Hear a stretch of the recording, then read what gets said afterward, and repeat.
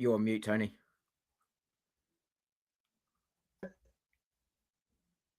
Am I mute or am I back? Can you hear me? Back. Can you hear me? What a great Yes, start I'm to back. the show.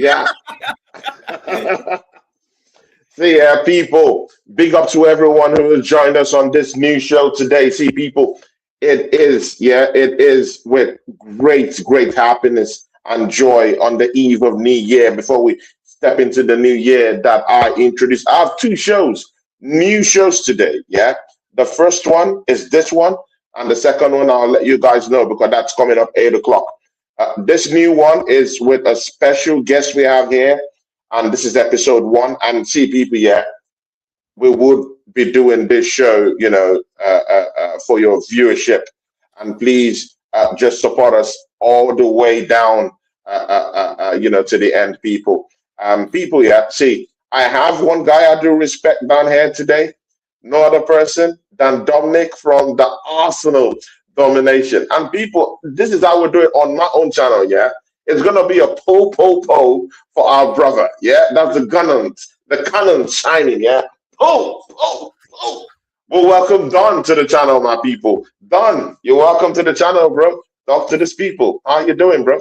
Yeah, very well, Tony. Thank you ever so much for having me on. And what better way to finish 2025, right? Than with 3 points last night and a show with you today. So, yeah, really looking forward to it. It's going to be a good one, I'm sure.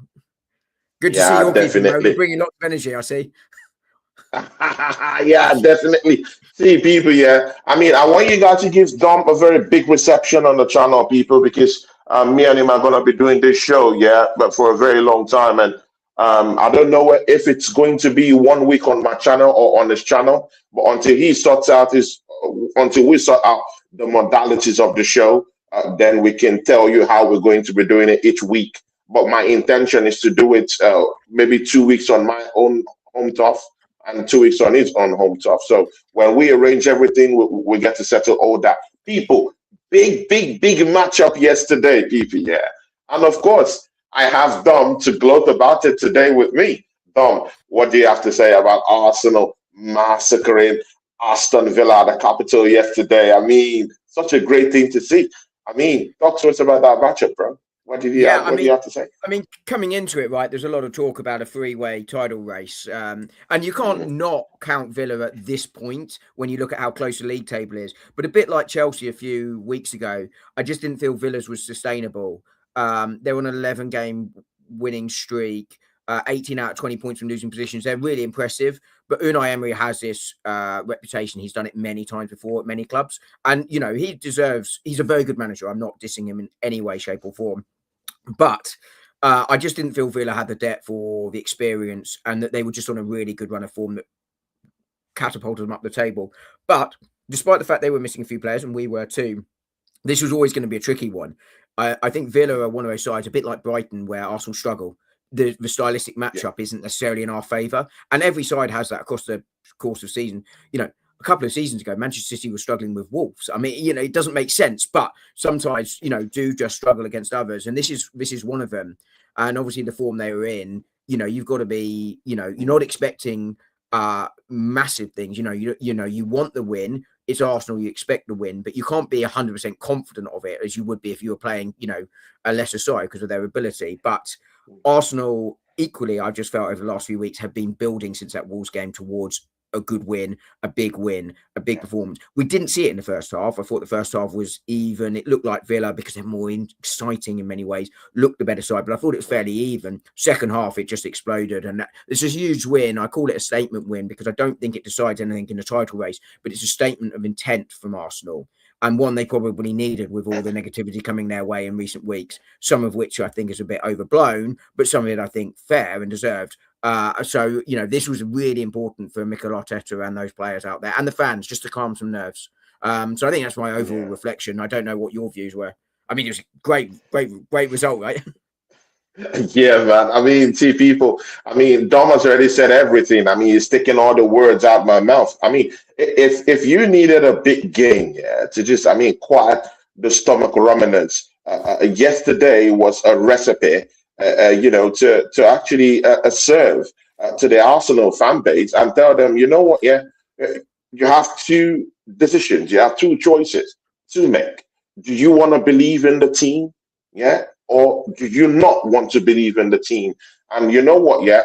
I know where my purse is actually going to, and it's in believing in the team. Not because of the manager, but just because of displays like that.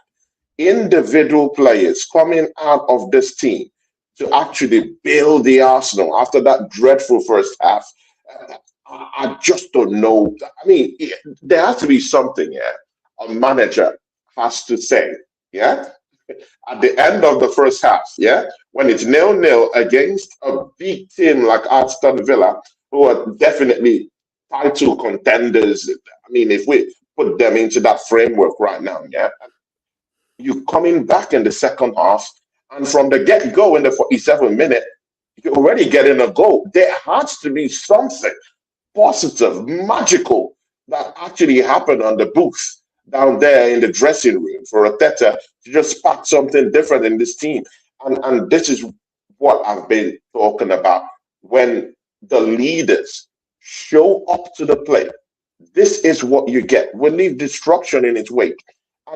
And see, people, yeah, many people were asking about questions about why Arteta risked Gabriel Magalhaes coming onto the pitch in that game against Brighton. Well, that is the reason. Because of the leadership qualities he's got, both up front and both in defensive duties. Yeah, I'm a bit worried about about that injury right now. If it's something that, that will set him back just a little bit.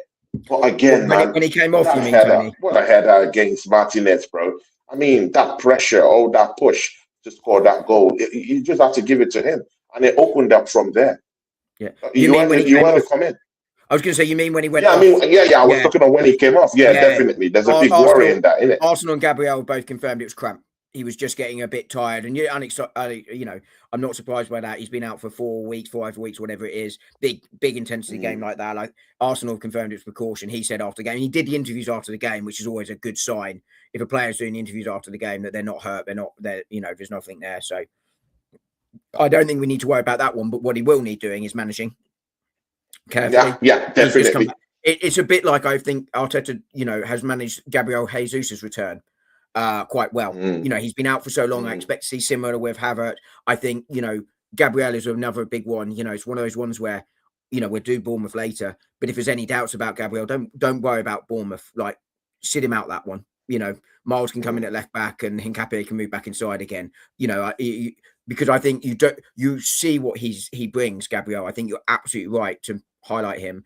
I think a big part of where our problems have lain, I don't think they've been overblown, to be clear, but a big part of what we've lost in the last few weeks has been him at the back, because him and Saliba, their ability to bring it out from the front, out from the back, and lead from the back and solidify that defense gives Arsenal confidence to go and try things a little bit further up, because they know those two and Timber and Calafiori this season are behind them.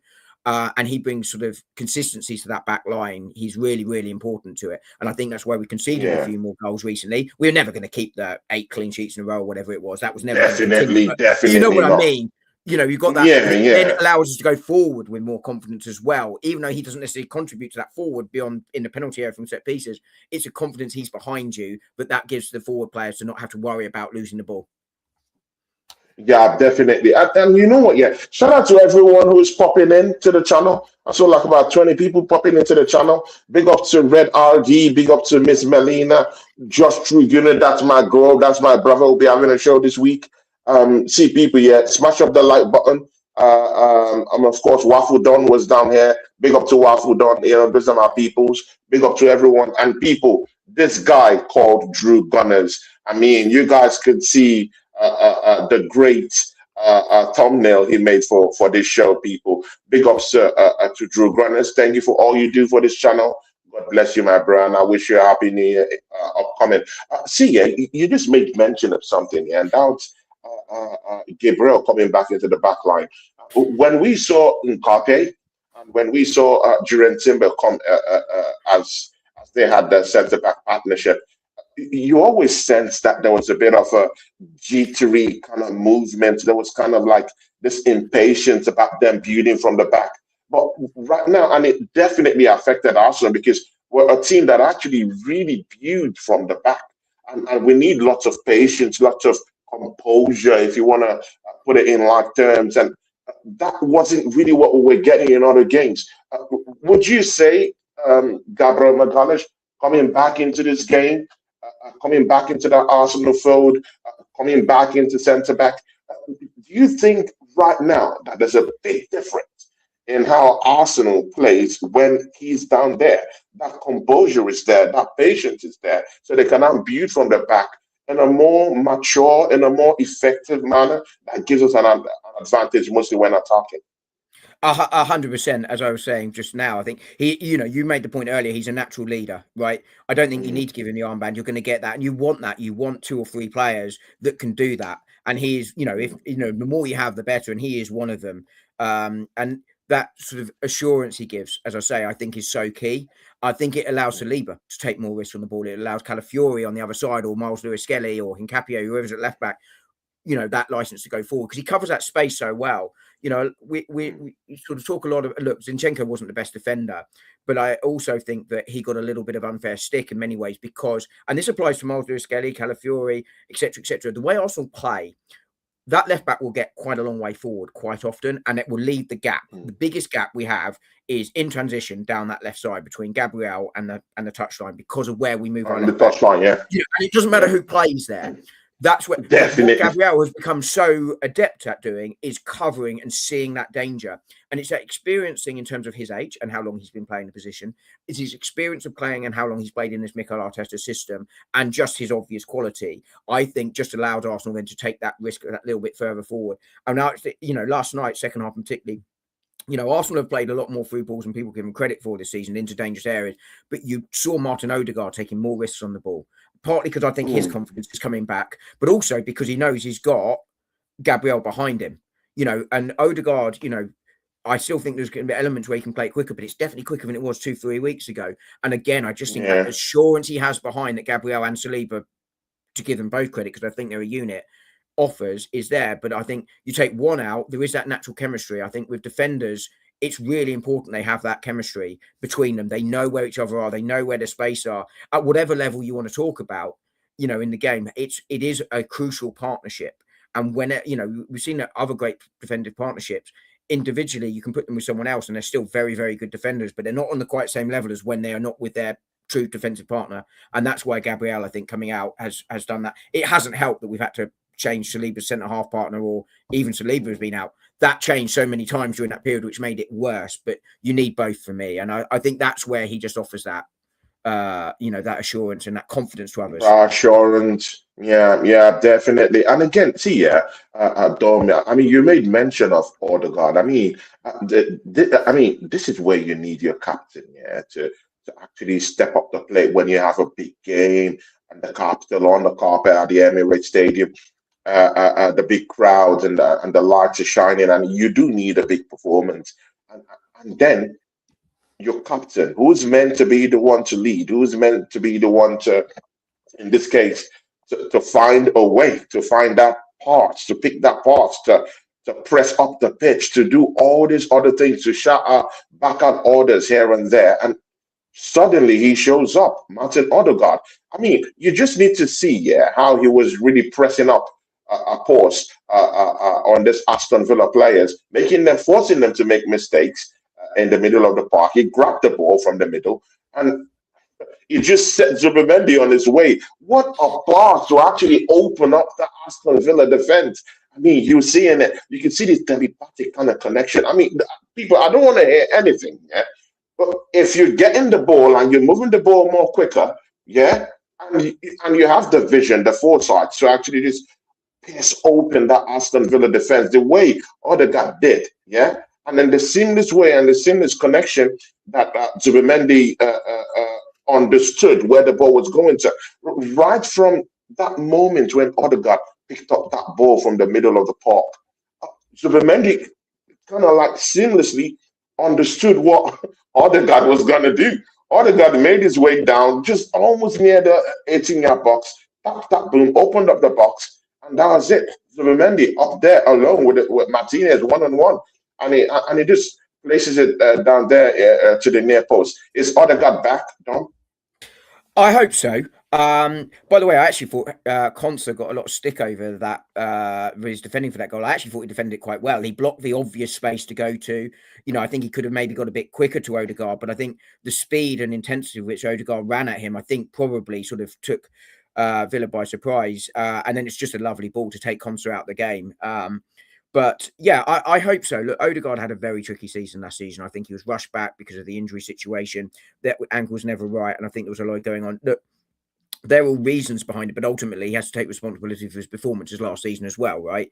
And he wasn't anywhere near good enough last season. Forget whether he's a captain or not. You know, every player will have downturns in form, whether you're captain or not. Downtimes, yeah. You know, but that went on for a very long time, and he just couldn't get right. You know, and even in the Champions League, you know, he didn't sort of it's where Arsenal put all their eggs, let's be honest. You know, in those last 10 or so games of a season, it was all on the Champions League. He didn't lift the team as you sort of like to see it. This season, I thought they were starting to see glimpses, and then he got the shoulder injury, then the shoulder injury, then the knee injury. Then the knee injury, yeah, exactly. You know, all of them contact injuries as well, which is really unfortunate for him on a personal level. But this is the first time he's really started to get a run of games, and we're starting to see it, even against Everton, he might, you know, we're seeing those touches much quicker, much neater. I'd like to see him get a bit further forward, as we sort of saw before he picked up the first shoulder injury. I think we can get higher up the pitch. Yesterday, I understood slightly more. You're missing Declan Rice is running there. You know, you can and Villa with the threat they are offer that you might want to be 5 yards deeper. But I think there is fairness in the fact that he is too deep. He needs to get further forward. He can still rotate with Zubimendi. We saw Zubimendi essentially move into that number 9 role, really, for the goal. You know, Declan Rice can really. No issue with rotating. I like that. You can have the rotation there, but one of them needs to be further forward, and he's the obvious one there. But we're seeing those touches. We're seeing the quick, clever movements, clever part, but knit it together. He might not get the assist. He might not get the goal, but, you know, a bit like Gyökeres, you know, for the first goal to win the corner, you know, there's no goal or assist for that, but that all came from him, his movement, etc. And, you know, we're seeing it with Odegaard, except his is more clever little touches and stuff. That I don't care if he ends the season with 5 assists, if he's got 10, 15 of those significant goal involvements, which he won't get a stat for. But, you know, there is an eye test and a stat test. And I think we're starting to see the eye test come back, but it's been till 3 games. We need to see that consistently now. But I think the signs are that he's there. And look, I've always said you don't become a bad player overnight. It was a very long period of time he wasn't at his best for. Far too long, by his own admission. Far too long. But hopefully we're seeing him back now. Yeah, definitely. And of course, definitely, Clara watched that matchup and she says, that pass was top class. I mean, I mean, sometimes we always have this conflation of duties here. Odegaard is the captain, but as well as also our creative spark in that team. When you see that kind of pass he gave to Martin Zubimendi, I mean, you just have to look at the game and say, you know what, Odegaard, that's your job. Very Roy Keane of you. Exactly. But no, it is his job. It is his job, you know. And as I say, it doesn't matter whether he gets the assist or not. You know, sometimes you can be responsible for a goal with some clever movement and not actually touch the ball, take your player away, or you get the pass before, you know, or you do a step over, etc., etc. That's what we need to see more from. And we started to see that. I think, you know, his chance creation this year, I think he's still our top chance creator this season, despite the fact he's missed several games through injury. I can't remember the exact top to stat on it, but it might be passed into the final third that he's top 4. But, you know, we're starting to see that sort of come back. It was really interesting. I really should remember which one of the 2 it was, but that kind of shows that was missing last season, but it's starting to come back this season. Yeah, definitely. And see, of course, Dom, this thing has been something that has really, really been worrying me. And of course, that's the injury to Declan Rice and its effect on the dynamics on the framework of Arsenal. But look at this scheme. Declan Rice wasn't in that team. You need your best of players to be in the title running with you. But in very, very exceptional cases, we can understand when you want to give them a rest. or maybe when they're injured. In this case, Declan Rice was injured for this game. Now, our worry as Arsenal fans was, hey, who's that plug in the middle of the park who's going to, carry, because Declan Rice is he now has that reputation of being that ball carrier in the middle of the park, someone with lots of, maybe not lightning speed, but someone who can inject that little amount of pace into carrying the ball, and this legitimately confuses lots of opposition, mostly in the middle of the park, because when he's bumping forward, it's quite, he runs quite dangerously with the ball, and he knows what to do with the ball. So when he was not in that team sheet for this game, yeah, you would just say in your mind, oh my God, maybe Arsenal might lose this one. And when you're playing Aston Villa, that play in a kind of way that they kind of like choke that midfield, you do need your ball carriers to be down there. Now, throw that aside. Without Declan Rice, Arsenal was able to churn out this kind of devastating win on Aston Villa, fellow title rivals. Yeah.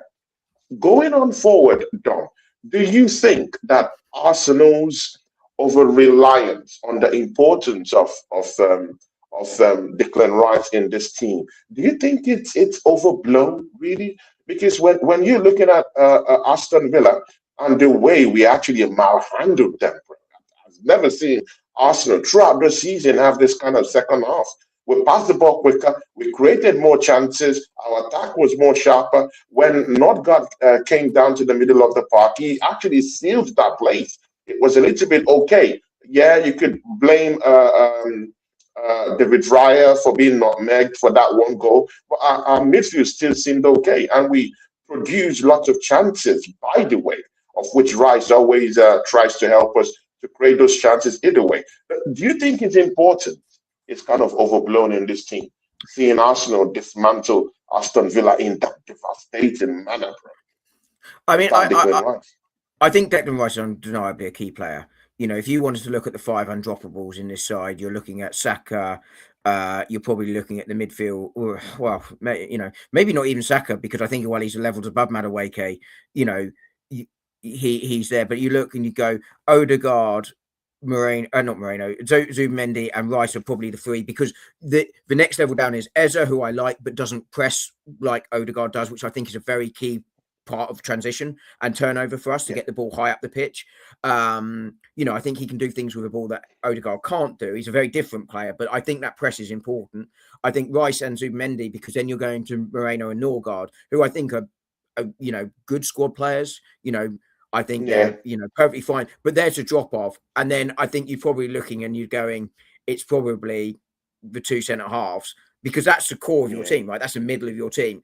If I had to say only 5 of your, you have only 5 of your starting 11, and I don't like the idea of a starting 11. I don't think we're at that point with Arsenal anymore, because I think we've got so many options, depending on the opposition, etc. But if you took you think as your starting 11 and said you can only pick 5 of them, they would probably be the 5 that you're picking. So I think from that point of view, he is very important. And every single team, regardless of who they are, even peak Barcelona, the Manchester United treble winning side, the invincible side. I mean, I'm going back a little bit there, really, when squads were really sort of 14, 15 players and a few others. Now you're sort of at 18 to 20 players because the world's moved on a bit. But, everyone is reliant on them. Manchester City still don't look quite right without Rodri, for instance. I think they've got used to it because he's been out for so long, but it's still not quite the same.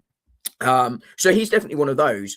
But I think that, and I don't think we can say on the basis of one game that we don't rely on Declan Rice. But what it does show is you can win games without him. And I think you can win big games without him. But I think I wasn't too concerned about Rice individually missing yesterday's game. I got really you should be the only Arsenal fan then. well, the reason I say that, and to be clear, obviously I'd rather Declan Rice played, right? But I got really irked beforehand with the negativity around, we're going to lose a game because Declan Rice isn't playing. It's like, we've got a lot of really other good players. That's why I got irked with it. But also, I felt Gabriel coming back and being available was huge. Had both of them been missing, I would have been really concerned, because Villa are a good, strong, fast in transition, technical team. And I think what we did see yesterday was Arsenal... On physical side, Joe. Yes, very physical side too. And Yeah. I do think that without Rice yesterday, we still missed his physicality in that midfield. I think without him, Villa's midfield was stronger than us. And you Mm, saw that. You saw our midfield get bypassed a little bit easily. You know, a lot of criticism came from Moreno yesterday. And by the way, I think we should have subbed him 10 minutes earlier because he was lucky not to get sent off. But I didn't think Moreno was horrific by any means. It wasn't his best performance, no question. But yeah. you're comparing him to Declan Rice, there is a big drop off, you know, between him and Yeah. Moreno, no question. That No talks to how question. good Rice is rather than how poor Moreno is in many ways. But Yeah. also, Villa's Yeah. midfield is that strong that was always a weak link there, and they were going to play through there and they're going to target that area. Just like we actually attacked down the left much more yesterday and went after their right back because it wasn't Matty Cash. Mm, And Trossard's obviously in good form, you know, so you expect to mm, see that. But what I think it does do is give you a lot of confidence that goes, do you know what? If there's any doubt about him against Bournemouth, don't play him. You don't need mm. to. You saw that. But you've You also don't got need to. Yeah. You don't need to risk him, innit? Yeah. yeah, Yeah. You don't need because there to is that risk him. confidence there. Last season, arguably, or certainly the season before that, you know, you couldn't go without Saliba or Saka. So there's a lot of point about how he had overplayed them over several years. Well, the squad wasn't good enough to do that. You want to get where you want to, you're going to have to play your best players. And the best players, by the way, still play in every team. Haaland's played nearly every minute for Manchester City this season. Mbappe is Mm, way past, you know, he's just got injured, but he's several hundred minutes played this season than Rice, for instance. You know, the best players play because they want to play, they expect to play. But, you know, it does mean you can make 2 or 3 changes for those. And it can be one of those undroppables that can get a rest there.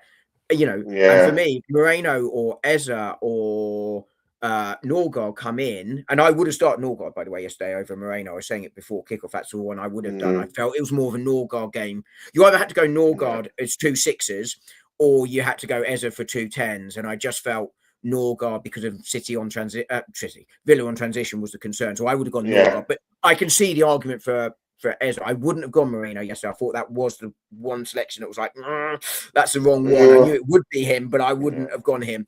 And that's not a reflection on him. I just think because of the way the game was, it wasn't his game.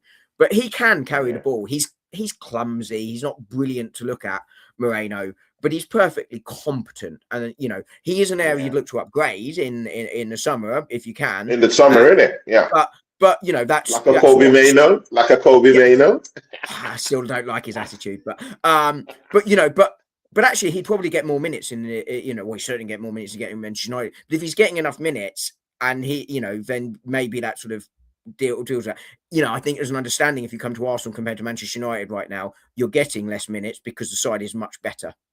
Yeah. You know, it's where we are. If you go back, you know, 15 years, well, then you're going to get more minutes at Arsenal than Manchester United because we weren't better than them, you know. But you get the Yeah. idea, right? But I Yeah. think I the get point it. here is Rice is still, you know, an integral cog in this time, but you can win games without him, and that showed it. And you can win big games without him, but you'd obviously rather have him than not. Yeah, definitely. But again, now, okay, now this is the thing now, yeah. So now we've won a big game, yeah, without him, yeah. Are you confident of the fact that Arsenal can go away from home? This is different because this is a home game. That whatever we could still use the 12th man to still shoehorn those physical patterns of the games that we have to win with our 12th man. But we're going away from the carpet this weekend against Bournemouth. Do you think that we can actually go away from home without Declan Rice and actually prevail at Bournemouth? I think so. I mean, Bournemouth aren't on the best of form themselves. Maybe Mm, Semenyo was saying goodbye in his last game. He certainly looked like he was saying goodbye to the crowd, but we don't know. yeah. Maybe he'll be around on or to face us in the next game, which I can't remember when it is now. Which day I it is? don't think so. I think he'll be out by then. I think he will be with Ghana I by then think or so something. too. I mean, certainly I City are think so. pushing for it, but of course Bournemouth can go. Well, you're not having him today. You know, we're not going to do the paperwork on time. It's within their right. But again, Semenyo Yeah. might be pushing. You don't know. You know, I think he either way he's going to go soon, whether that's before or against us or against us. You know, we can't worry about that, right? Yeah. But you know, I think you got to be confident about beating Bournemouth without him, particularly as their defense. You know, and that's no, you know, Areola. You got to feel for him. He lost 4 of his starting back 5 last year, if you include the goalkeeper. You know, Hoyson, you know, Kepa, Kepa. Kirkes. What's the guy's name in Liverpool? Yeah, Kerkez. Kirkes. I always He forget the lost centre half. Kerkez, of course. Yeah, I forget the other centre half who I actually thought was as good as Hoyson last year. I always forget his name. But, you've got to be confident about getting at that back line there. You really have. And they're not so physical in midfield, and I think that, funny enough, is a game for Moreno because he can drive the ball. He does have the ability to drive the ball. He's not a six. For me, he's a box-to-box midfielder. He's more to him than just a six. So I think that is a game where you can make that. You can rest him in that game. And Arsenal should still be expected to win there. I mean, I know our away form got really criticised prior to going to Everton, where we got the win because I think it was 5 in a row we hadn't won in the league. Because we lost at Villa, drew at Chelsea, drew at Sunderland. It might have just been that. There might, but whatever it was, we were on a bit of a poor run. It can't have been 5 that we didn't win because we haven't lost too much. But you get the idea, right? You can understand the sort of how the narrative gets there, but I also look at it and go, I was never too concerned about that away form. I think it was just, if you'd had Everton in the middle of those ones, suddenly you haven't got 3 in a row that you haven't won. So I think we can go there and win that. And I think Bournemouth is a good one because of the way they are set, that you can go there and win it without Declan Rice. If you're going to that, of Newcastle a better side than Bournemouth, but I've used them as an example because they're a very physical midfield. Actually, then you'd be more concerned. As I say, Newcastle got other threats, but Tottenham would be another good midfield to go and play against because actually, they are probably a better side than Bournemouth as well. But again, the type of midfield you're like, well, they don't really have that physical presence in there. That sort of ball carrier that Rice could sort of combat. You don't, and Bournemouth, I don't think have that. Maybe I'm being disingenuous to them, but that's kind of my view. So I don't think you need to worry about them at all. Yeah, definitely. And of course, I completely agree with you, because Declan Rice, for some reason, and I just think is a part of that cluster, that I think are vulnerable right now in terms of the way we use them in the team. I think it's knackered. I'm looking at Declan Rice when he's playing. I mean, I looked at him clutch on his knee when he was playing against Brighton. Very pretty much concerning. He made hand gestures to the bench to try and do something, but no one was having it. He played, we used him to the end. Look at a player like Julian Timber. I think players like this, Dom, they deserve a rest. They deserve some. I mean, they deserve sleeping time, bro. They've been playing almost all the whole matches, bro, since the start of this season, and there's an extent it would get to. You just have to say, I mean, enough is enough. Let's give them some rest, innit? I mean, I think they have been rested. Again, I go back to the point that big players play most of your minutes. You're in terms of one that really concerns me right now, but Ben White coming back sooner than expected kind of helps a little bit with that. I don't think he should be rushed back in. I think that's probably the injury of all the injuries we picked up this season. You look at and go, really? Like, actually, with hindsight, you've just played him 4 games in a row when he's been out for as long as he has. That's the one I don't think we've managed very well. That said, everyone was going, well, Ben White starts this one. No one thought about it, but actually Arsenal are paid to think about it. And that's the one for me. But I think Declan Rice he's missed League Cup minutes, for instance. I think he's got a real opportunity to not play him in the Champions League games. You might play Warner, Zubimendi or Rice because you don't want to necessarily make wholesale changes for it because you still want to keep momentum going. But, maybe Rice plays one and Zubimendi plays the other, for example. But, for me, those minutes are there. We don't know what was said between the bench, whether it was just I've got a knock. But again, he got that physical knock in the game rather than a sort of muscular injury. Yeah. Arsenal are quite clear that it was a kick to the knee and it's swollen and that's why they didn't want to make the chance. But again, let's not take the chance there. I think probably that means Gabriel has to play. As I was saying earlier, I think you want one of them playing if Rice doesn't, but ideally, if Rice doesn't, exactly. But what we do need, the one thing I would say, although actually Arsenal are still in the top 3 for earliest substitutions this season, bizarrely, although things like Saliba being substituted in the second minute at Anfield obviously help significantly with that. But you're probably looking somewhere in the middle of the pack for early substitutions from Arsenal this season. I do think there is a chance to substitute earlier, but equally, game state has meant we haven't been able to do that quite so much recently. And I think this is my big criticism right now of Arsenal. I've not been too concerned about the goals being conceded so much recently because I think that is the chopping and changing in the back line. It's not necessarily the quality; it's the chopping and changing that really does. It's the chopping and changing, yeah. It's destabilizing, actually. Yeah, I think that settles back down. The thing I have the issue with right now is Arsenal this season, and this is a very general take. It doesn't apply to every game. You can find an exception to this rule. Arsenal this season under Mikel Arteta is still a control team. They want control. It's not so pretty. It's more of a Jose Mourinho than a Jurgen Klopp sort of style, to put it very simply. Yeah. But we're looking to get that control early in the games, right? But we're looking to do it by dominating the ball, dominating territory, but not necessarily going for the jugular early. I think Arsenal need to go hell for leather, like we did at the start of that second half yesterday. Much quicker, much earlier in the game, because I could understand that when we had some of the injured players out in the attacking area, because you don't necessarily have those options, but you've got so many options to change that going forward. So run Saka hard for 65 minutes. Run, whoever you start on the left for 65. Absolutely. Yeah. I don't want you to stop.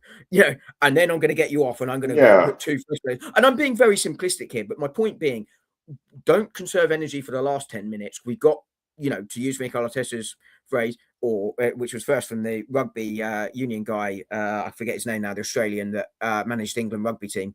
It'll come to me if I stop thinking about it. Finishers, right? You've got those finishers. Go early for games. You can still have control on the games. You can still keep the ball, but look to move it quicker. Go at them harder. Because actually, if you can get, and this is something Manchester City do very well, 2-3 goals up earlier, suddenly Declan Rice can come off in the 65th, not the 75th minute. Exactly. It makes it more easy. It makes the job more easy. Exactly. And that's, for me, is the big criticism I would have right now of where we are. And I just want to see that. Where we are.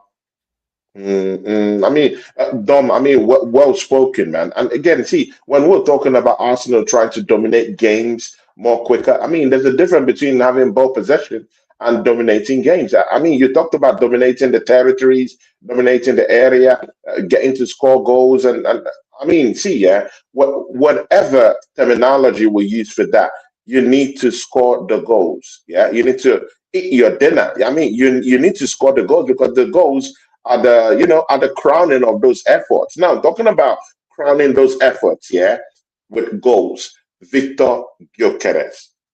People, please make sure you smash up the like button. Hinks is here. Hinks says here, he says, if Arsenal ain't getting the title, lads, Christ will definitely show up without them getting any trophy. Big up to Hinks. If Arsenal don't win the season, then I think you have to say, Mikel, thanks for building us and getting us back to contenders, but we're going to try and get someone, to use your term, we're going to bring a finisher in, right? I am confident we will get one, but I think that has to be what Arsenal do. It's not necessarily what they will do, but I think it's what they should do. By the way, Seymour, enjoyed you on Josh's show last night. It was I was having a quiet little chuckle in my pillow when I saw your name. And people, guess what? people, guess what? I also enjoyed that show too. And people, guess what? Yeah, I have my second show, 8 p.m. A new show, just like this one I just unveiled today, with me and my brother Dom. Me and my second friend, Dr. Seymour, the resident proctologist himself, will be down here on the Arsenal Sports Machine, a new show we have for you guys, and that'll be debuting today, people. 8 p.m. Me and Dr. Seymour, come watch that one. See ya.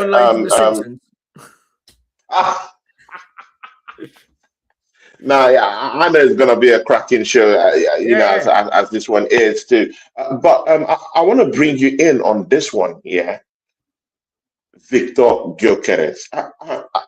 See, Dom, me, you, Rory, Josh, we nearly came to fisticuffs just the other day. It's like we were all carrying swords, ready to just, fight as if we're fighting for some chivalry kind of scenario. I don't know, but this is it. Gyökeres had at least two glaring chances yesterday to put the Arsenal up, up front. A very close cross from Nkapie, of course, Nkapie for finding himself in that position as our left back. Kudos to him. Send a very clean cross down to Gyökeres. Gyökeres just to fine tune how you're gonna do it. Just put your head into it. And he just fluffed his lines. He got another one from Saka. This time he just skied it away with his head. That one was more closer anyway. But at the end of the day, no goals. These were two clear-cut chances that Gyökeres had in that matchup, bro. No show. What do you think about Gyökeres' positioning in that matchup yesterday? What do you have to say about him yesterday as a whole in general? And of course, I would like you to also pitch him in comparison with Gabriel Jesus, who just came onto the game. Boom, what we're talking about. That boom, man has already gotten the ball, wrapped it around the player, wrapped it into the net post, bro, for a goal for the Arsenal. What are we talking? What are we doing here? Bro? What are we doing here? So I think firstly, let me make a quick general point about the attack. I mean, Arsenal in recent weeks have not been, to use your phrase, finishing their dinner, right? We've been creating a lot of chances and not putting them away. Right? It's as simple as that, right? And I always felt a big hammering was coming. I didn't expect it to be against Villa, by the way. I thought Villa were too good to take a hammering. I thought it would more likely, funny enough, be against Bournemouth or Portsmouth in the cup, although I expect us to heavily rotate for that one, rather than against Villa. I think with Victor Gyökeres, I think we had this expectation, understandably so, that every new player will hit the ground running. I think everybody, including Victor Gyökeres himself, expect him to do better since his arrival here. He has, without question, underperformed. I think anyone that thinks he's met expectations, it is, I'm sorry, I just cannot see how anything matches up to that. That said, I think he is a very different stylistic player. I was talking about the difference between Sesko and Gyökeres in the summer. I wasn't against Sesko, but I favoured Gyökeres because I felt he's more experienced and he offered something different to the attack. We now have three strikers that can do three very different things. And I think actually what I'd like to see Arsenal use when all three are fit is them in very different ways, depending on the opposition. Yeah. I'm going to use Martinelli as the example. Against Spurs' and Postecoglou side, he was in terrible form before we played them early in the season last year. And, a lot of people saying he's got to be dropped on form. And you could see that. Look, that narrative made perfect sense based on how he's playing. But I was like, he is perfect for Spurs. And actually, certain games, Havertz is going to be perfect. Certain games, Gyökeres should be. I think right now, Gyökeres is really struggling with his confidence. I think he was just starting to find it, and Arsenal just starting to get used to him. Because we are playing the ball into him. But right now, he also has to do more. More. He really does. His movement is very lethargic at times. His movement is very predictable at times. But I thought yesterday there was much more signs of him coming back towards what you would want to see to him. We started to see it before we got the injury against, it wasn't Club Brugge, I forget who we played, Olympiacos in the Champions League, and then again against Burnley. Now, I know these aren't great sides, but actually the movement was there. And we saw it a few times yesterday. We saw him get across his defender for that first header, for instance. We haven't seen that enough. We've sort of seen him jog behind a defender towards the far post. No, leave that for Saka or leave that for Trossard. That's where they're going to be. Leave that for your number 8 crashing in, or Odegaard, who tends to sort of hang on the edge of the area for the ball coming back. But for them to come in, you want to be across your defender. And maybe you do that 3 times, a bit like cricket, 3 outswingers and then suddenly an in-swinger, and then run the other way to cause a bit. The movement's too predictable, but we saw less predictable movement yesterday, and I was encouraged by that. I actually thought he was really important for us winning the corner that led to the first goal. Some really good direct play there. So there were some signs there, but it needs to be consistent. But I think what he needs more than anything else right now is a goal from open play. I know we gave him the penalty the other day, and he smashed it home, got that, but he knows he can score penalties. Can I score from this? It just needs that. And I think if he does that, I could see him getting 2 or 3. Jesus, funny enough, right now is backing himself. He is fully enjoying life. He's fully confident. And I think we saw the difference. I don't think Gyökeres hits that Jesus chance. I think he lays that off he doesn't have the confidence to do that. That's the exact point I'm making. He doesn't have the confidence to do that. I don't know if you saw for Jesus' goal. I think it was Yuri and Timber, and it was Saka or Madueke at that point. I think it was probably still Saka. Absolutely livid when he shoots. When he shoots, yeah, exactly. You saw that and too, then right? you could see him go, no, yeah, Yeah, exactly, yeah. bro. But Exactly. Gyökeres hasn't got the confidence at this moment in time. He'd have laid that ball off. Jesus is like, no, I'm going to score, and he knew he was going to score, and that's the And he difference. knew it. I think Gyökeres needs a goal, and I think if he gets that, I think that makes a big difference. I think Gyökeres will get 10 plus goals in the second half of the season. I really do. If he doesn't, that's a real concern. But we've seen But in again, recent years with he Havertz needs and to Marine. rediscover that confidence, though, because Exactly. you said something. See, Dom, he needs to get that confidence. Rightfully, the way you pointed this out, yeah, is it was Gyökeres that got that chance that Jesus had. It would have passed it off away because the confidence isn't really there, and he doesn't have the positional awareness to actually pop up in certain positions that would get him clean, neat in front of goal. Now, I'll take you back to that chance, yeah, that Martin Zubimendi got with Odegaard.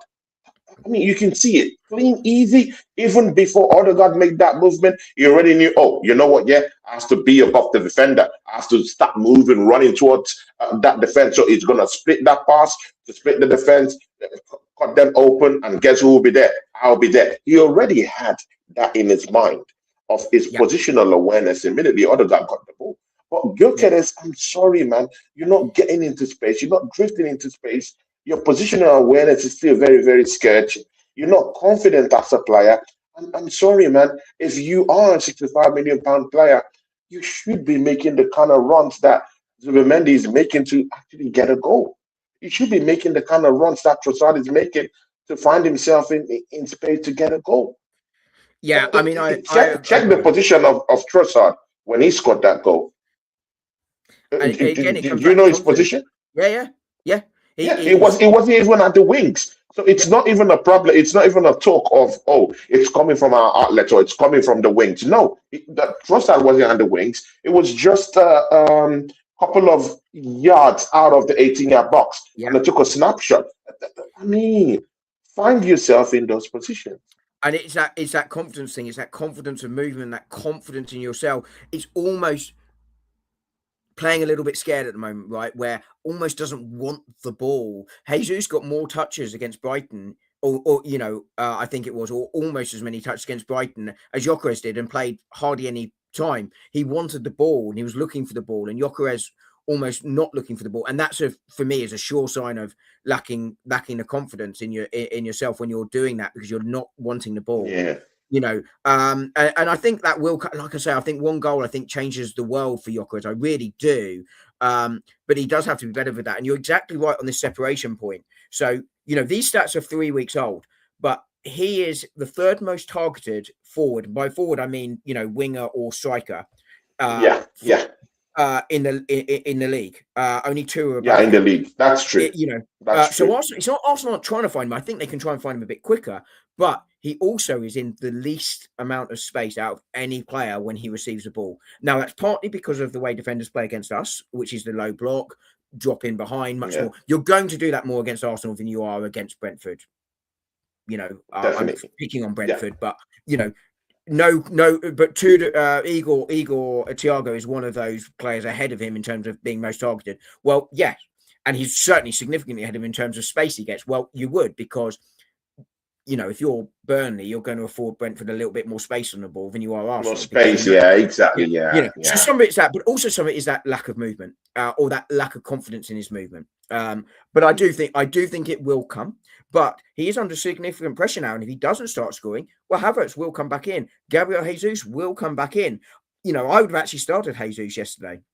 I thought he was Yeah. perfect for it. We don't know quite how fit he is and how much of risk they're putting in him. And I've got to praise Arteta and for the way he has handled Jesus' return.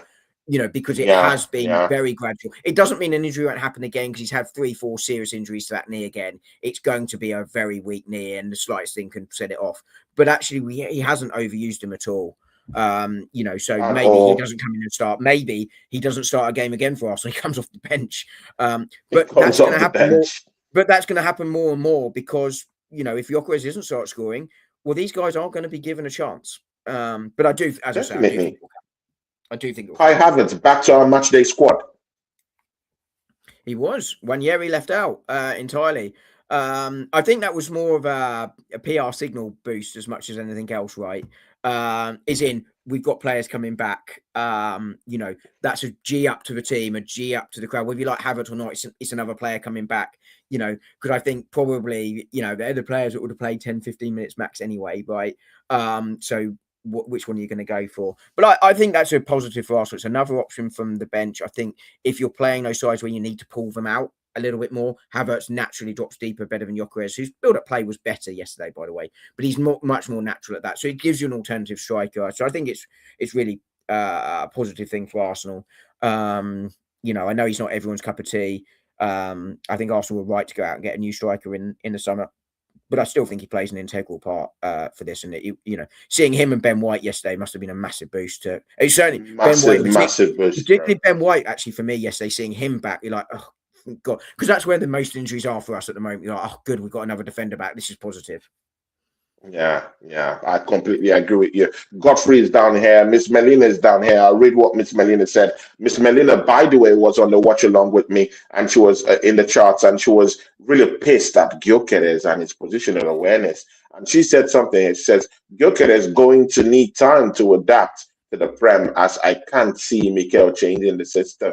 It's frustrating that he isn't getting to the crosses being made for him. What do you have to say, Don?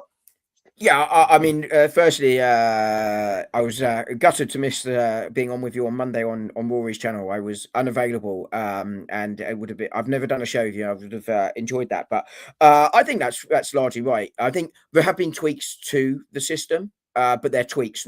There's not going to be a wholesale change to the system, but also, I don't think you adapt your entire system for any player. You know, Manchester City tweaked their system for Haaland, but they didn't wholesale change it.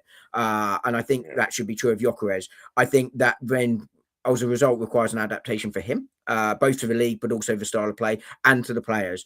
But we have, as I say, we've seen him being targeted, but his runs just need to be better. So I think Melina's absolutely right there. You know, that those runs, it's so frustrating to watch him trot to the back post every time, like come across your player, even if you do it every other time, you know, on average, something different. Because I mean, I play at a much lower level, but I'm 41 these days, so you know, but my legs are still there. I absolutely love it if the player makes the same run every time. Absolute piece of cake. Like happy days. I've got you. You can be more skillful than me if I know where you're going every time. It's easy. It's easy. Even if that player's better than me, I'll still win the ball. It's easy. I'll still win the ball. People, here's Dominic. Hear him. He said it's easy. People, easy.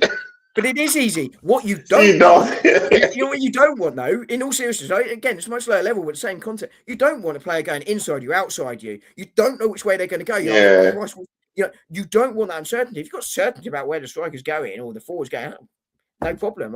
You can almost move to that position before they do. I would actually like to see. I would like to see you play, brother. I would actually like to see you play. He would absolutely cook me, right? But you know, Sunday league for me. But you know, Sunday league, bro. If I had Conce's ability, for instance, who's, you know, a decent Premier League defender, and he had Gyökeres going inside, outside, down the middle, you know, that is a very different proposition to him. Well, he's gonna, when the ball goes out there, he's gonna be on the back post every time. As soon as the ball goes out there, I'm not worried. I'm almost moving to the back post before, you know, to the back post. Exactly. I'm a yard or two nearer the back post. Whereas if he's going inside, outside, I don't know, and I've got to hedge my bets. And at some point, you're gonna get it wrong, and that will then get it wrong. You know, and it's just simple as that. And that's where he's got to be cleverer. Even if he gambles 5 times, 6 times a game at the back post, if he doesn't get it, well, whoever's coming at the back post, you know, there's more space there for them to come in and get it.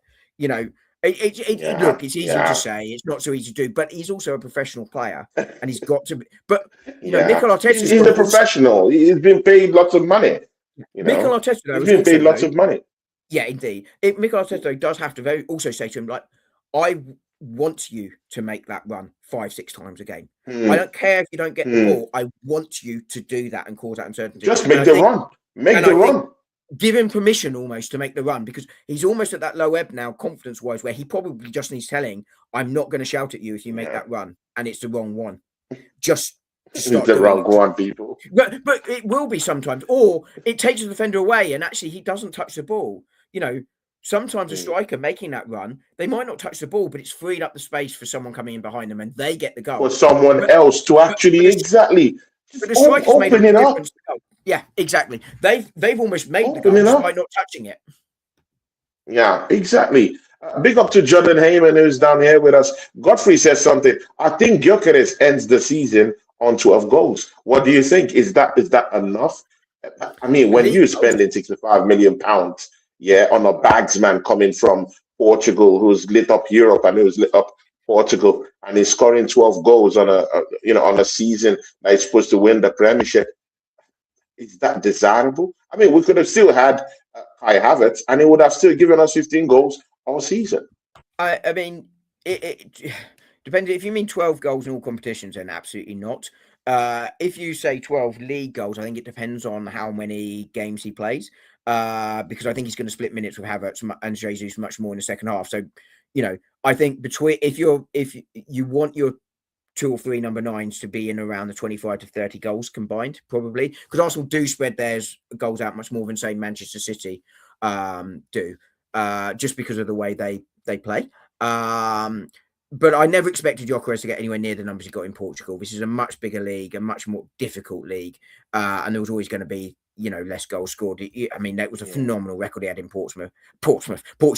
But, you know, 12 league goals, yeah, I think I was probably thinking more like 15 league goals would be where he'd end up. It wouldn't be too far away, which, given how difficult the first half of the season for him, I think wouldn't be a bad return. 12 in all competitions, no, that's not good enough. But, you know, Kai Havertz was going to get 19 last season. That's not good enough, right? Well, again, Arsenal spread the goals I think around. So.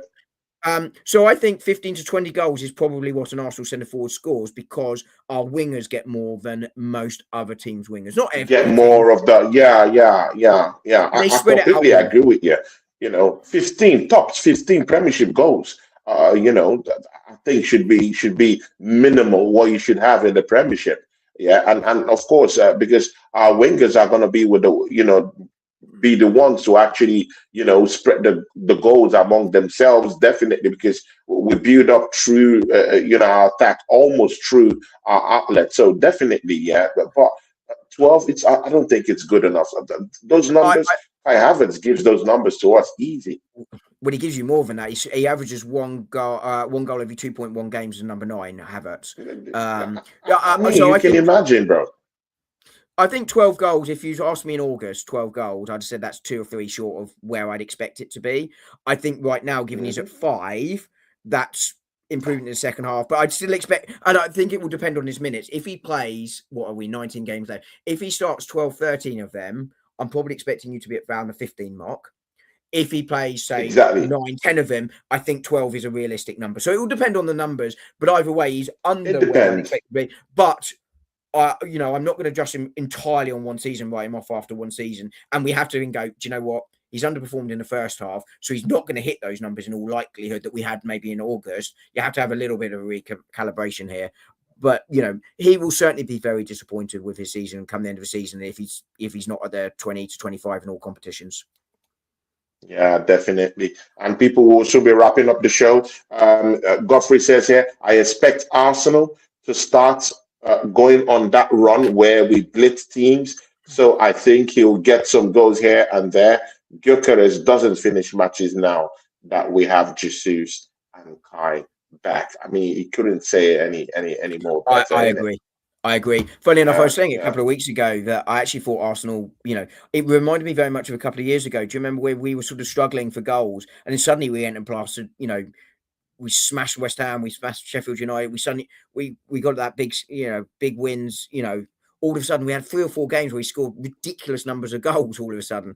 And exactly, bro. I'm not saying we're going to go to that level, but I just felt you were looking at the eye test and I was looking at the stats and going, it just screams of we're going to score some goals. But, you know, we may well be seeing goals late in games as well, where the other team are far more tired. And it depends on which striker's on the pitch. If Gyökeres starts and comes off, you could see Kai and Jesus getting those goals. If, Kai Havertz or Jesus start and Gyökeres comes on, you could see him get, So I think really what you'd want to see is our number 9 getting 20 goals, 15 to 20 goals in the second half of this season between them. Dom, yeah, this is the second to the last question, yeah. I just heard you talk about, substitutions, people coming on. You talked about Kai, Jesus. One name that hasn't come out of your mouth, pause, is Eze. Eze, 0 minutes yesterday. Dom, is it time to stage an intervention for Eze? It's a weird one, isn't it, with Eze? Because he played so well against Spurs, right? He got that hat trick, and he's kind of done nothing since. He did put in a disappointing performance against Villa, as in the first game, not the second game. That odd one where you played them twice in like 5 games. But I mean, we're going to see this at times this season. We sort of see it with Madueke as well. Because we have those attacking options now, some players are going to be left out of squad. Some players are not going to get minutes, and it's going to happen. I would really like to see Eze get minutes against. Exactly. Madueke is 20 minutes since Club Brugge, if that. You are going to see it. So I think if you're Eze, you're a little bit concerned. But he's just got to put it in training. He's got to take his opportunity on the pitch. And that's what you want the players to be in a position where they've got to perform on the pitch, or they don't play. Obviously, they will still get some minutes. But that's where this squad is now. And if you're not playing because you're not trained well enough, or you're not playing well enough when you have got the opportunity, Madueke, Arteta, Wenger, that's going back a bit. Arteta was fuming with him yesterday, because, their chances came down the right-hand side, and Madueke, didn't take an opportunity yesterday, and Saka will start against Bournemouth. Madueke, there was your chance to go, actually, we can make 3 or 4 changes, and I should be one of them, because look what I've done in my 15 minutes on the pitch. But I do think Eze will get minutes in the second half of the season like he has in the first. He's also what I call a no. Do you really think so? I mean, it's easy for you to say, because right now we're not seeing those signs either. Right now we're not seeing those signs. Yeah, he might not get them in the league. Are you really sure with what you're saying? That in the second half of the season, Eze will get games? I think so. I think, he'll start at Portsmouth. He certainly started the Champions League game. He plays well in those games, and suddenly he's back in contention for the team. But right now, well as he did against Spurs, he hasn't done it since. I don't think he's going to start too much in the 10, because I think Odegaard's importance to the team is high, and also, he's obviously he's the captain, but he's also a big Arteta. All managers have favourites. Right, yeah, exactly. And he's also getting good game now. Yeah, he's playing very well. But I like Eze on the left. I think he's most similar to Trossard. There are games when we will want Martinelli, because of if their right back is pushing really, really high, you want Martinelli to exploit the space there. But generally speaking, I like an Eze Trossard type player out on the left, and that's where I think the most natural change is for that. And I think he will get minutes, but when he does get them, and he'll get them in the Champions League, and he'll get them in the League Cup and the FA Cup, not necessarily the League Cup, win the semi-final. If he doesn't take them, then he won't get minutes. It's simple, but he will get an opportunity to show what he can do. And if he doesn't take it, he won't get the minutes. If he does, I think he'll find himself back in. But that is what we want all the players to be in a position where, actually, do you know what? Pressure's on you to perform, because if not, we've got this guy, and he's just as good as you. Whereas in the past, Saliba had 3 bad games. I always use this example, and Rob Holding comes in. He knows he's not losing his place. No offense to Rob Holding. He knows. Exactly.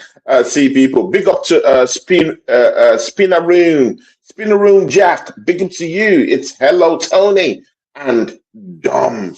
Big up to you, my bro. Please make sure you subscribe. To pronounce that one. I'm telling you, it was a hard one to pronounce, but we got there at the end of the day. I mean, I'm here with Dom. This is the first episode of our show together, the Arsenal Clinic. See, people, Dom is a very clinical guy, mostly with the starts and with tactical approaches and framework with which teams play, mostly Arsenal. So, it's very, very nice to just have that kind of segment and on my channel where someone can come in and break things tactically for us down here at the channel, and that's why we respect Dom. And see, people, yeah, Drew Gunner just said, great first show, guys. Happy New Year again. I look forward to more shows in 2026. Exactly. Dom, we've come to the end of the show. Great, great, great first episode between us, and we hope it keeps continuing that way until we kind of like break down how we're going to really do it. Yeah, but it is what it is. Dom, is there any wishes for 2026 that you would like to, kind of like just tell those people out here, like, what do you want to see, and it could be Arsenal, could be anything, what do you want to put out there, bro? I mean, really, really, very simply, I want Arsenal to get out the Brasso and clean and have some silverware to clean. Right, I think that's what we all want. From That's what we all want, man. On a personal perspective, I'd like a I'd like good health throughout 2026. That would be lovely. If you got that, then you can make do with everything else, right? But no, I mean, from an Arsenal perspective, silverware, obviously, but I do genuinely think it is coming. How about you, though, Tony? What are your thoughts and wishes for the upcoming year? See, Dom, yeah, I want at the end of May, I want to see that Arsenal, are crowned champions of England once again. I mean, that's a title that has eluded us for nearly 22 years of my life. I mean, people imagine, yeah, I'm an older guy. I should be around your age. Yeah, I might look younger, but I might be around your age. Yeah, and you can just imagine, yeah, waiting for about 22 years just to celebrate. It's over half my lifetime. I'm 41. Bro, it's over. Bro, exactly, bro. So,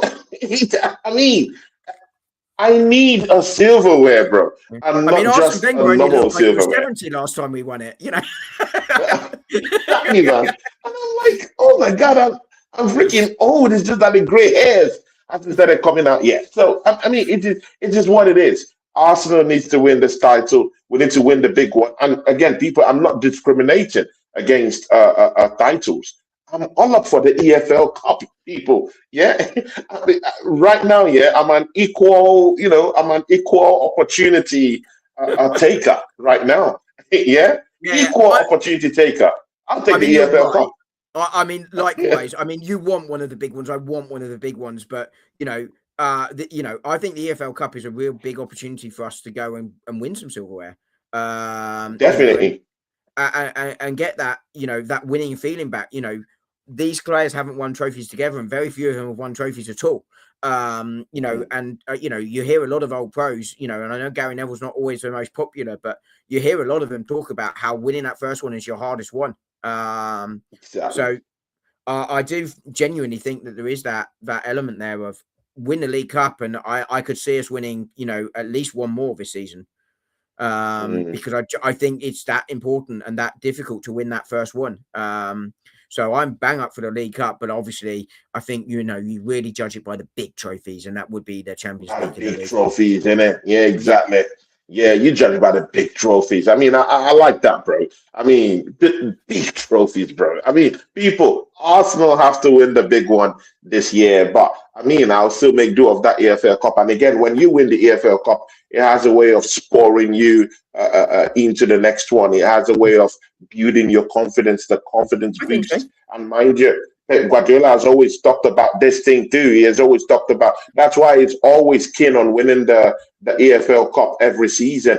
He has made that known in his interviews that, hey, you know what, yeah, the EFL Cup is a starter pack for me. Yeah, it's a starter pack. I use it as something to build the confidence of the players to spur them on to go win the bigger ones in the season. I think so. I think particularly since you started to have a squad that can compete on multiple fronts. But my wife likes that film Sliding Doors, and I look back to that Birmingham. I look back to that. That's Birmingham a good movie, man. That's a good one. I'm not sure I've ever seen it all the way through. I know she misses a tube train, but other than that, and then she catches her boyfriend cheating or something. It's about all I know about it. But go out and watch it, man. Go out and watch it. It's a good one. I've got better things to do, to be honest. But I look back to that Birmingham League Cup defeat, all those years ago, almost as a sliding doors moment, and think what might have happened under an Arsene Wenger team had it gone and won that League Cup that season. where we lost to Birmingham in that, in all seriousness, we'll never know. But, I always left wondering about that one. But, I was 10 last time we won a League Cup, I think. Oh my God, that's a long time ago, man. 92, 93, wasn't it? I mean, Dom, I don't want to be angry and all, yeah, because this PTSD, yeah, it runs deep, and I don't want to reignite it again, yeah, because when I talk about things like that and how long Arsenal have not, I've gone on without winning the big one, it hurts me real bad, yeah, it hurts me real bad. So, and again, I don't want anything negative right now in my mind going into the new year, mostly after we've done what we did to Aston Villa yesterday. So, I'll just run with this into the new year, and when it's time to bring that up, then I'll bring it up. Yeah, there's a lot to be positive about right now. Let's be honest about it. We're talking, we're almost nitpicking in many ways about where the improvement can be. I put something out earlier today, 3 sort of takeaways on, but it was very much in the spirit of how does the side get better rather than there's a serious significant problem here. That's kind of what you want. To be rather than there's something fundamentally at odds here. It's like go back 2 years, Saliba gets injured, our world falls apart. Yeah, exactly. Just slightly before we go, Bournemouth, yeah.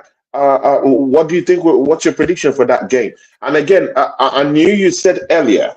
That Declan Rice could get a much deserved rest against Bournemouth, and again, that sets the alarm bells to me, thinking that you really think that Bournemouth is in a very, very vulnerable position.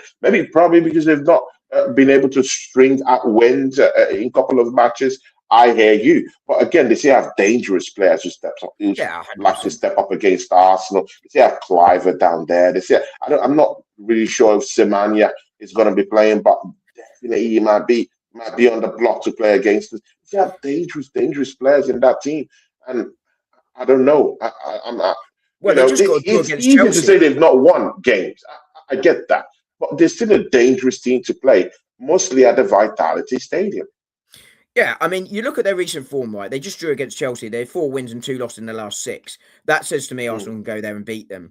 But as you say, is this Semenya's last game? They still have dangerous players. Arsenal can't go there and make 6, 7, 8 changes and expect to win that game, just to be clear. I think Declan Rice, the reason I say you don't risk it, if that knee still isn't right, then you don't risk him there. But Arsenal, I think, can make 2 or 3 changes from this side that won yesterday and go there and win. They can't make 6 or 7 changes, but I think we're in a point now where you can make 2, 3 changes a game and still get them. And this is one of those ones where I think you can do it. If we're going straight into Liverpool, which I think is next up after Bournemouth, then you probably go unchanged from this side unless Declan Rice is fit. Obviously, if Declan Rice is fit, he comes back in. But you know what I'm saying. But I think you can make 2 or 3. I would be probably looking at giving one of Timber or Rice a rest. I would be looking at probably giving Trossard a bit of a breather, and maybe one other change somewhere. That's the kind of thing I'd be looking at, rather than wholesale changes. Because Bournemouth, if you underestimate them, Bournemouth can beat you, but they're not on a good. They can beat you. Yeah, anyone can beat you. Wolves got a draw against Manchester United last night, who I know aren't amazing, but they're no mugs. We were terrible against Wolves, by the way, but they nearly got something against us. You can't underestimate any Premier League side. You really can't, because you really can't. But again, you said that we were underwhelming against Wolves. Yeah, in the general overview of that, I can understand that. But again, you look at Manchester United, play in a home game at Old Trafford with all the legends sitting down there at Old Trafford, trying to enjoy a little post-Christmas apocalyptic scenario down there, and then they serve up a draw against Wolves 1-1. So now when you're looking at that kind of game, and you sit back and say, hey, Arsenal beat Wolves 1-0, and Man United is struggling to actually beat Wolves, and they're getting a draw at Old Trafford 1-1. What comes to mind is that maybe Wolves are actually fighting in a relegation battle, and they're not the kind of mugs that we're all calling them right now. Yeah, I mean, well, they've got nothing to lose either, have they? I mean, I thought Manchester United were terrible by all accounts yesterday, Mm, but it goes to show. I said after the Wolves game, I thought our attitude was wrong in that game. We went out there like it was going to be easy, and it just shows you that mm, you can't do that against anybody. And yeah, that for me was the big lesson from that game. We were lucky in that game, whereas against Everton, I actually thought we were banging control. I was never worried at any moment against Everton. Like literally at no moment was I worried against Everton, but which was the following game. But you know, you can't underestimate, and that's why I hear people sort of talking about, well, we shouldn't have played Rice against Brighton at right back. We should have played Salmon or Nichols. Well, I don't think they're quite ready for that starting role against sides of the quality of Palace or Brighton. Or yeah. yeah, it's a big. Imagine you do that, and they're responsible for the goal. He gets absolutely lambasted. From the manager's perspective, I fully understand why he didn't. And these guys are still very young, inexperienced players. By the way, Steve, very quickly, I absolutely hope your Cowboys tonk my Giants at the weekend after we messed up in the NFL. All we had to do was lose to the Raiders, but no, we go and win a meaningless game. So No. normally, I would love to see my Giants beat the Cowboys, but I'm all on the Cowboys on the weekend. An odd one where you want your side to lose because it's better for you because of the curious way the NFL Mm, works. But I do think 2 or 3 changes. I've heard some people say 6 or 7 and go and still expect to beat Bournemouth 4-5-0. In the Premier League's too tough for that. yeah, exactly. And of But course, Steve you Dallas can make that error Cowboys. change. Yeah, definitely, Dom. And of course, Steve Dallas Cowboy says here, says the last major trophy Arsenal won was the Premier League 03-04. I was born in 20. Oh, okay. In 2002. Wow.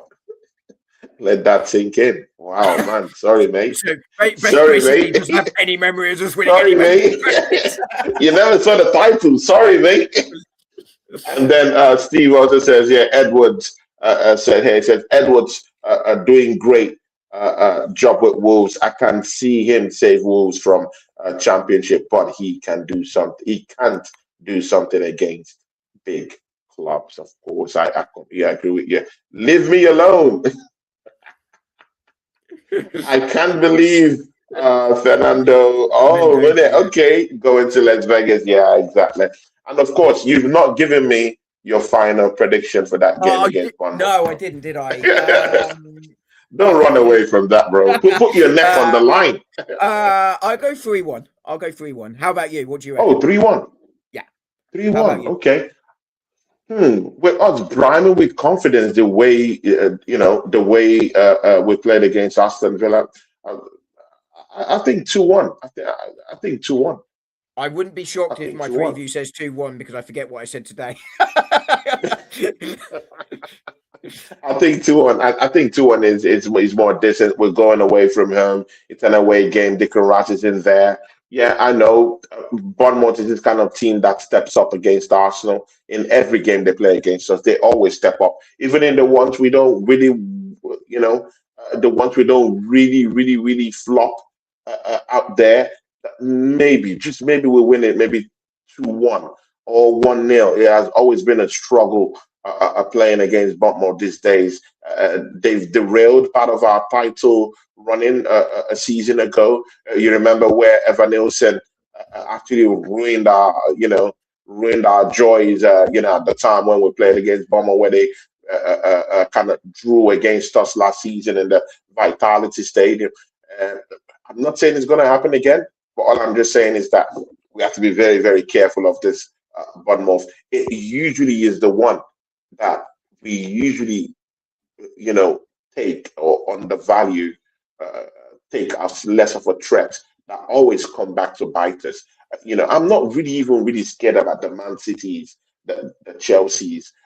I'm more scared about going on a cold night down to St James Park. Although we've already gone to St James We Park have, yeah. anyway, but I'm more wary about those cold, long nights going away from home to Burnley. I don't know if we've been to Toughmore already.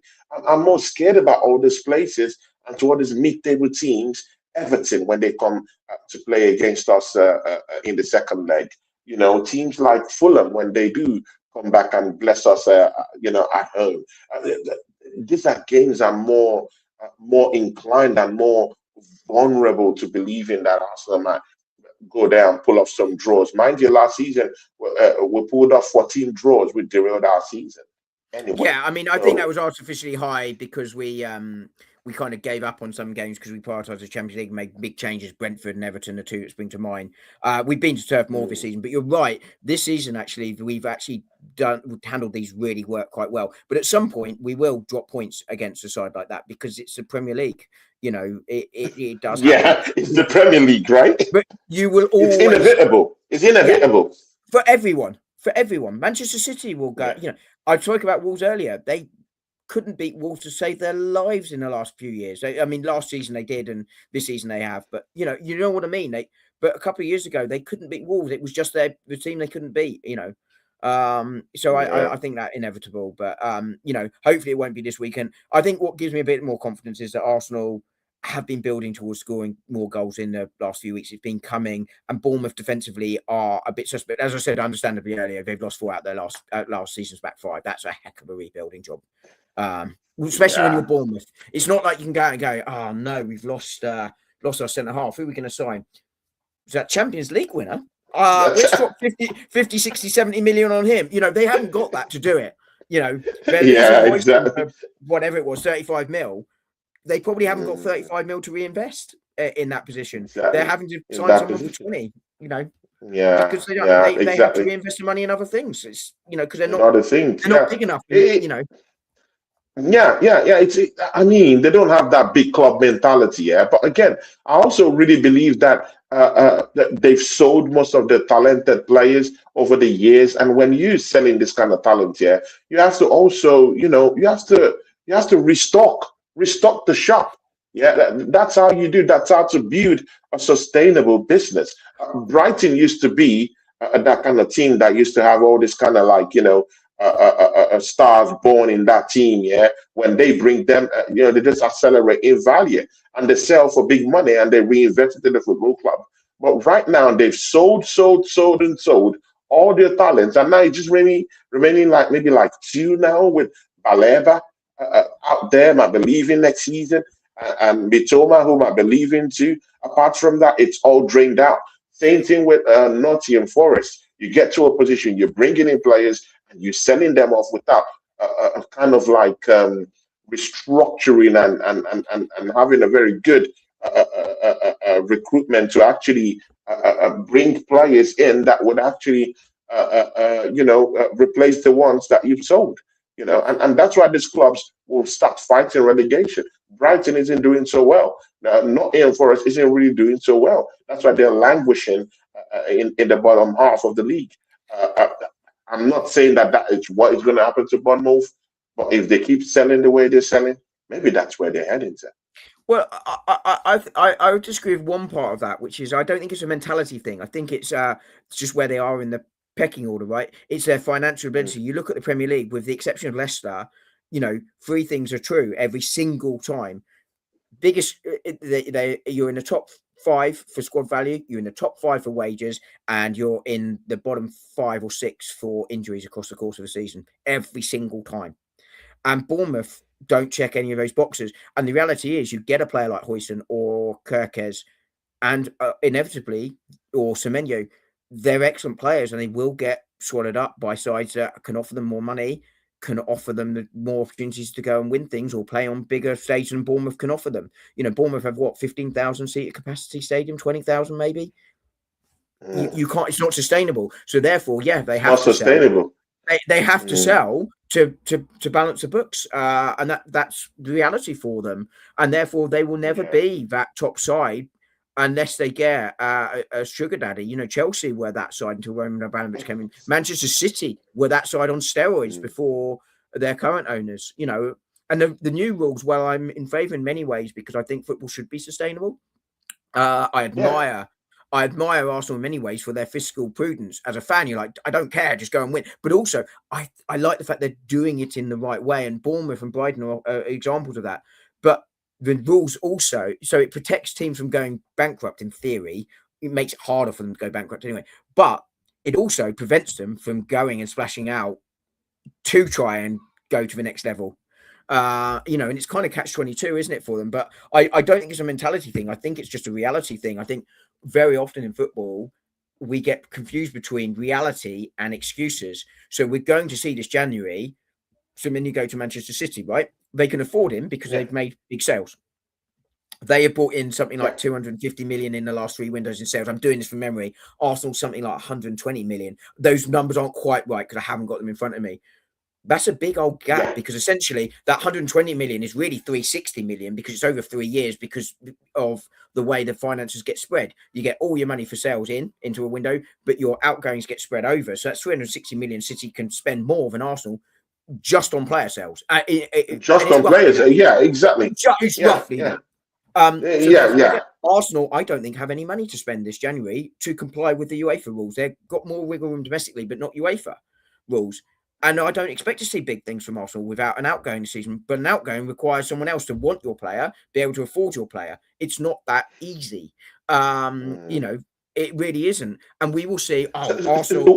Wait. So you don't wait, Dom. I need to hold you responsible in some certain things you say. So you don't think that Arsenal is going to go into the general transfer window and recruit? Is that what you're saying in clear terms? Yeah, so I don't think we will for several reasons. One, I think the squad is quite well stacked in terms of numbers, so you need to create room by someone outgoing. Secondly, financially, and I said this last year, I don't think the money's there for. I think we're even tighter this year than we were last year. Last year, I reckon we had about 50 million to spend. And Ornstein actually came out and said the reason we bid 45 million for Watkins was because we knew it would be rejected and we needed to go back with a better offer. But we were limited up to around the 50 million pound mark because that's all the money we had. So I think we're really tight on the finances. And thirdly, Arteta, and I agree with him here, will only want players in if he thinks they actually can improve the squad and offer him something he wants. And getting that in January is incredibly difficult to do. So I think for all of those reasons, Arsenal won't do it. But the point I was going to make here is you will hear Arsenal, that big club mentality. Look, see, City have gone out and bought. The City can go out and buy because they've got some financial wiggle room. Arsenal went all in on the summer. We spent big money in the summer, massive money in the summer. Massive money. The criticism is we didn't get anyone out for big money. If we had, that might have given us some wiggle room in January, but we didn't, and there isn't. So it's not an excuse, it is reality. And sometimes those two things get confused in people's minds, and it's just an excuse. It's not an excuse, it's just reality. That is reality. I could be wrong. It's not like the NFL and American sports where you can see the finances very clearly. You know exactly what they can and can't do. You know exactly, yeah. It's not public, but I can have a damn good guess looking at the numbers on the incomes, the outcomes, revenue generated. You can know roughly where you're going to be, and I just don't think Arsenal have the wiggle room. And that's reality. It's not an excuse.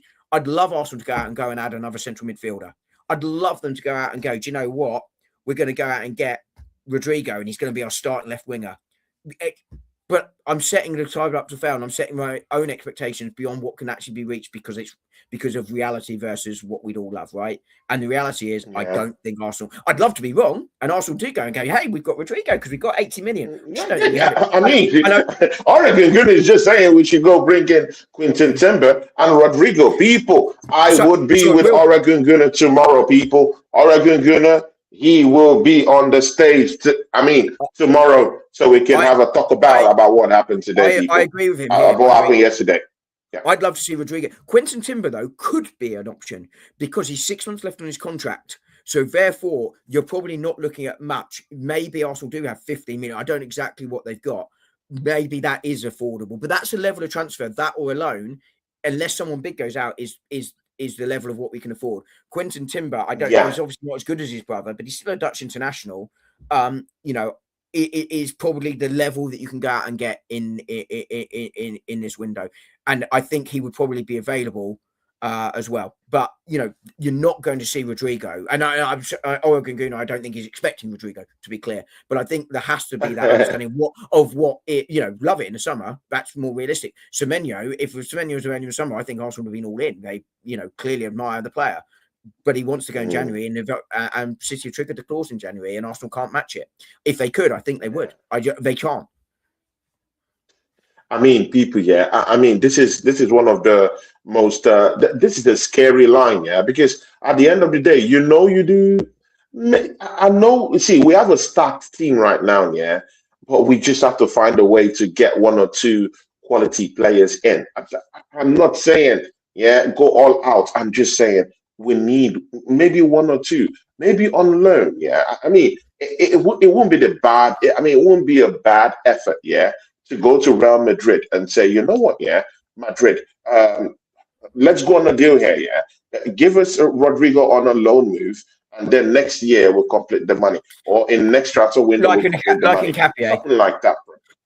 That may be an option, but I think if Arsenal are doing that, I mean, Rodrigo, you've got to factor in his wages as well, which will be significant. But I think if I'm doing that, I'm probably looking more at Quentin Timber in terms of positional.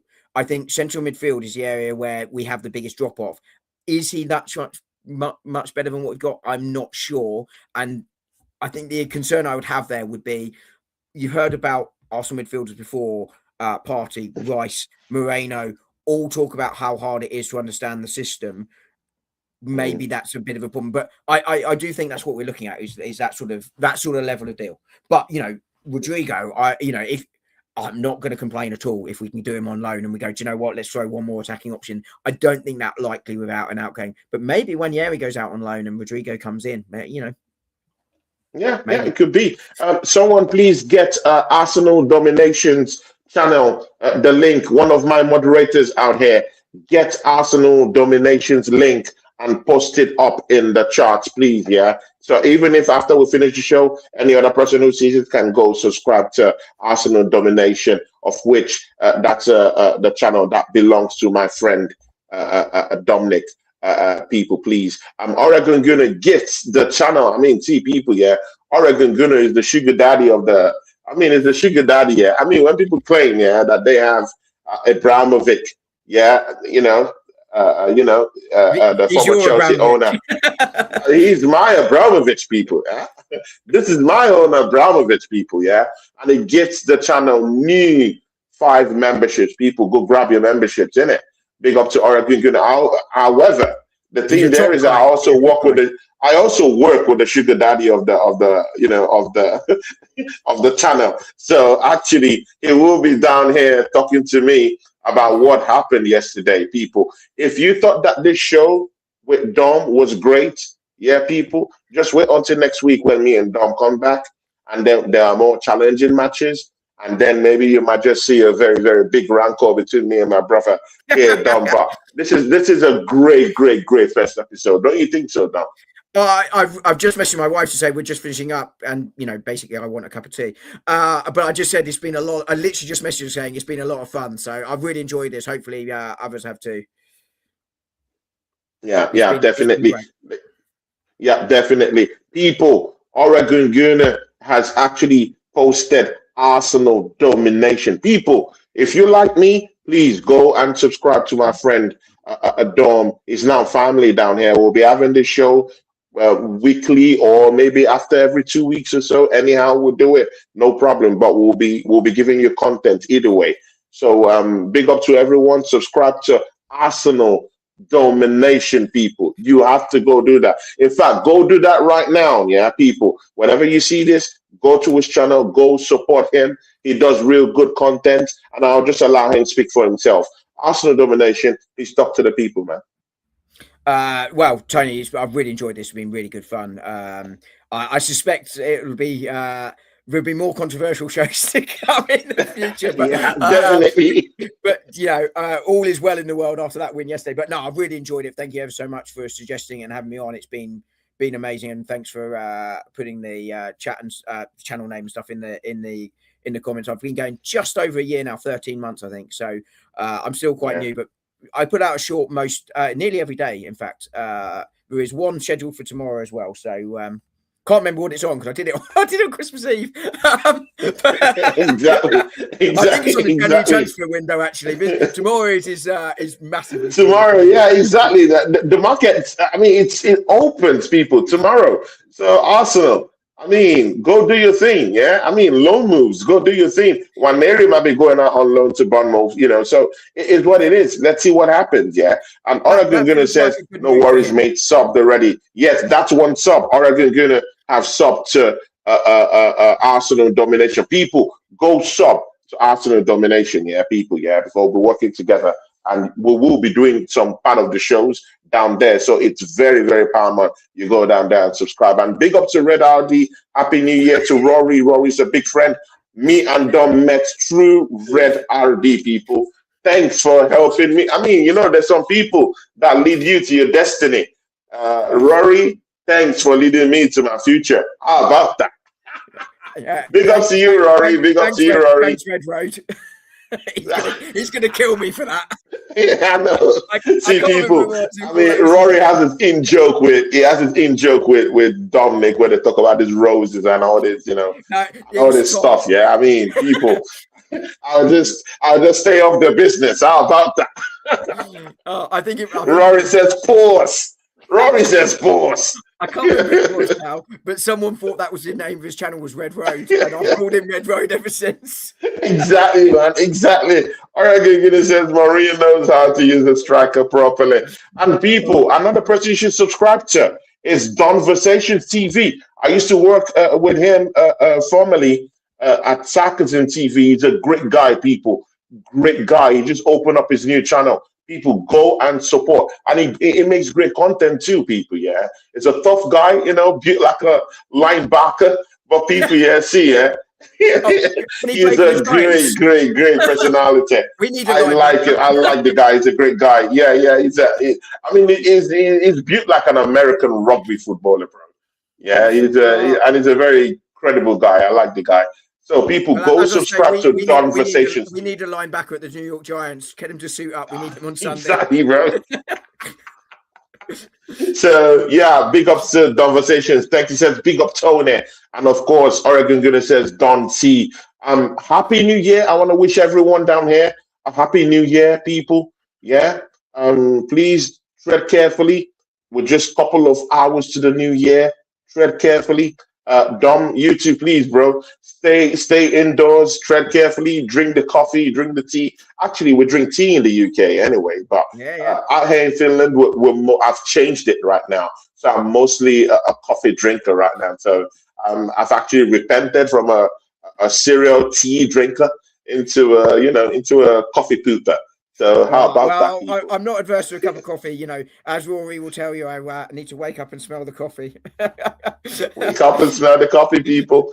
So I'm big up to the Waffle Don. A long time working with him, my brother on this thing. And Waffle Don has a great channel. Subscribe to Waffle Don TV. That's my guy. That's my G. And Donversations is also down here. It says, if the money is right, I'm there. Exactly, bro.